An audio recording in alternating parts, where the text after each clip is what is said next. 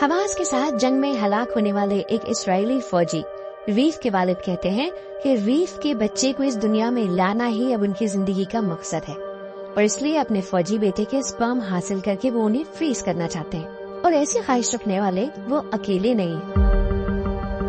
लेकिन ऐसा करके फौजियों के वालिदैन आखिर क्या हासिल करना चाहते हैं और जान से जा चुके किसी शख्स के स्पर्म क्या हासिल भी किए जा सकते हैं, और अगर हाँ तो कैसे? एवी हारूश रीफ के वालिद हैं। उन्होंने बताया कि 6 अप्रैल 2024 को जब फौजी अफसरान उनके घर आए तो उन्हें समझ आ गया था कि कुछ खौफनाक या इंतहाई तकलीफ से होने वाला है। वो अफसरान उनके 20 साल नौजवान बेटे रीफ की एक झड़प के दौरान हलाकत की खबर लेकर आए थे। साथ ही अफसरान ने उनसे पूछा कि वो रीफ के स्पर्म हासिल करना चाहते हैं या नहीं, क्योंकि इस सब में कुछ वक्त लग सकता है। हारूश ने फौरन ही हामी भर दी। उनके मुताबिक रीफ ने एक भरपूर जिंदगी गुजारी थी। उन्होंने बताया रीफ को बच्चे बहुत पसंद थे और वो चाहते थे कि उनके अपने भी बच्चे हों। रीफ 20 साल के थे, गैर शादीशुदा थे और उनकी कोई गर्लफ्रेंड भी नहीं थी। और जब उनके वालिद ने रीफ की कहानी लोगों को सुनानी शुरू की तो कई ऐसी खवातीन सामने आईं जिन्होंने रीफ के बच्चे को जन्म देने की ख्वाहिश का इजहार किया। इसराइल में हमास के साथ जंग के दौरान मरने वालों में अक्सरियत फौजियों की है और स्पर्म के इस्तेमाल के हवाले से हमास के 7 अक्टूबर के हमले के बाद से इस मामले में बाज़ कवानीन में नरमी की गई है जो कि पहले नहीं थी। रीफ का खानदान भी उन्हीं खानदानों में से एक है जो कि 7 अक्टूबर के हमास के इसराइल पर हमले के बाद अपने बच्चे के स्पर्म को मुंजमद या फ्रीज करवाना चाहते हैं।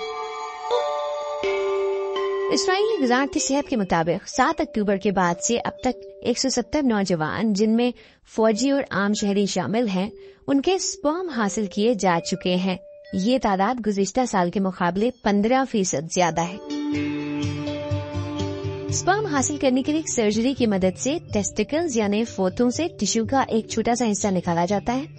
इस टिश्यू में जिंदा स्पर्म सेल्स होते हैं जिन्हें लेबोरेटरी में अलग करके जदीद तरीके से मुंजमद कर दिया जाता है। मौत के 72 घंटे तक टेस्टिकल्स यानी फोतों के टिश्यू जिंदा रहते हैं और इसलिए मौत के 24 घंटों के अंदर अंदर अगर ये अमल कर लिया जाए तो स्पर्म सेल से एक नई जिंदगी के हुसूल के इम्कानात ज्यादा होते हैं।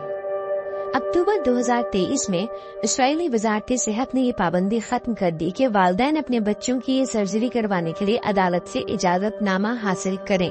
इनफैक्ट इस्राएली डिफेंस फोर्सेस का कहना है कि इस मामले में सोगवार वालिदैन की मदद के लिए बड़ी तेजी से काम किया जा रहा है। स्पर्म मुंजमद करवाने का अमल आसान कर दिया गया है, लेकिन साथ साथ इस सब के दौरान चंद मुश्किल और पेचीदा कानूनी सवालात भी किए जाने लगे हैं। ऐसे वालिदैन और बेवा जो अपने प्यारों के स्पर्म मुंजमद करवाना चाहते हैं उन्हें अदालत में इस बात पर वजाहत पेश करना पड़ती है कि उनके हलाक होने वाले शौहर या बेटे अपनी नस्ल को आगे बढ़ाना चाहते थे या बच्चे पैदा करना चाहते थे, और ये तमाम स्टेप्स मुकम्मल होने में खानदानों को कई साल भी लग जाते हैं। रेचल और याकूब कोहन वो पहले वालिदैन हैं जिन्होंने अपने हलाक होने वाले बेटे केवन के स्पर्म फ्रीज करवाए थे और फिर उनका इस्तेमाल भी किया। इसराइल की दिफाई अफवाज के मुताबिक सन 2002 में केवन को वजा की पट्टी में एक फलस्तीनी स्नाइपर ने गोली मारकर हलाक कर दिया था। केवन के स्पर्म से पैदा होने वाली उनकी बेटी अब 10 साल की है। रेचल कोहन बताती हैं कि उन्हें इस फैसले में बहुत मुखालफत का सामना करना पड़ा उन लोगों की जानिब से जो न तो ये बात ठीक से समझते थे और न ही इस मकसद में उनकी मदद कर रहे थे। बिलाखिर वो एक तारीख साज अदालती फैसला लेने में कामयाब हुई, जिसके बाद उन्होंने अखबार में ये इश्तिहार दिया कि जिसमें उन्होंने इस बात का इजहार किया था कि उन्हें एक ऐसी खातून की तलाश है जो हलाक होने वाले बेटे के बच्चे को जन्म दे सके। इरित जिन्होंने अपना मुकम्मल नाम शेयर नहीं किया है उन दर्जनों खवातीन में शामिल थी जिन्होंने इस इश्तिहार का जवाब दिया था। वो उस वक्त सिंगल थी। वो कहती हैं कि एक माहिर नफ्सियात और एक समाजी कारकुन ने उनका एनालिसिस किया और फिर अदालत की मंजूरी से इलाज शुरू हुआ। वो बताती हैं कुछ लोगों को लगता है कि हम खुदा की जगह लेने की कोशिश कर रहे हैं। मुझे ऐसा नहीं लगता। एक आम बच्चा जो अपने वालिदैन को जानता हो उसमें और स्पर्म बैंक के अतिया से पैदा होने वाले बच्चे में काफी फर्क होता है।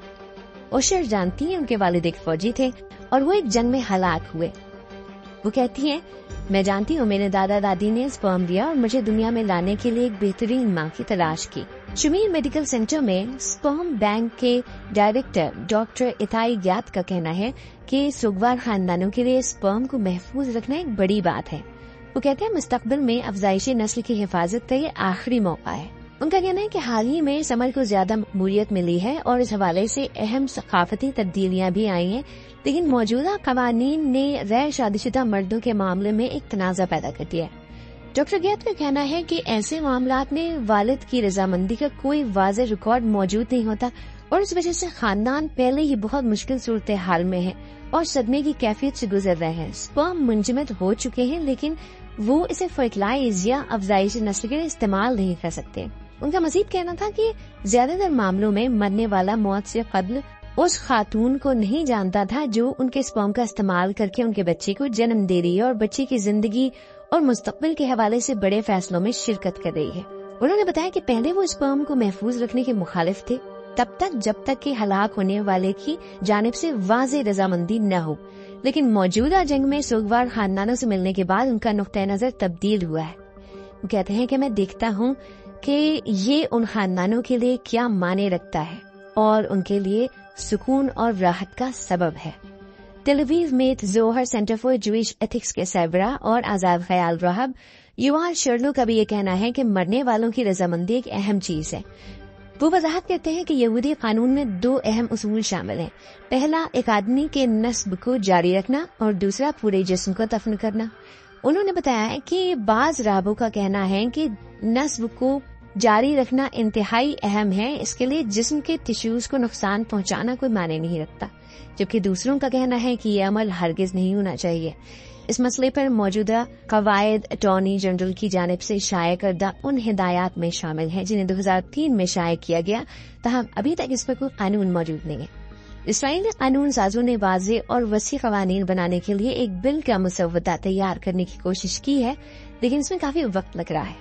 اس عمل سے واقف لوگوں نے بی بی سی کو بتایا کہ ایک تنازع یہ بھی پیدا ہوا ہے کہ ہلاک ہونے والے مردوں کی واضح رضامندی ہونی چاہیے کہ ان کے مرنے کے بعد ان کے سپرم کو بچہ پیدا کرنے کے لیے استعمال کیا جائے یا نہیں۔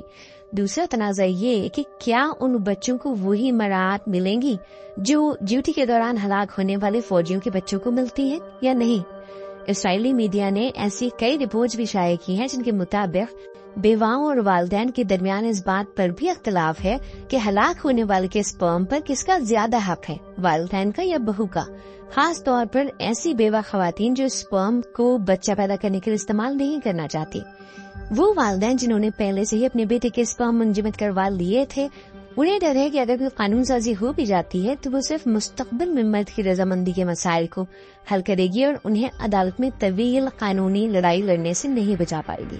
واضح ہے کہ حماس کے اسرائیل پر حملے میں 1200 افراد کی ہلاکت ہوئی اور 251 کو یرغمال بنا لیا گیا تھا۔ اسرائیل کی جانب سے حماس کے اس حملے کے جواب میں غزہ میں ایک بڑے ملٹری آپریشن کا آغاز ہوا، جس میں حماس کے زیر انتظام وزارت صحت کے مطابق 39,000 سے زیادہ فلسطینی مارے جا چکے ہیں اور اس جنگ میں 400 اسرائیلی فوجیوں کی بھی ہلاکت ہوئی ہے۔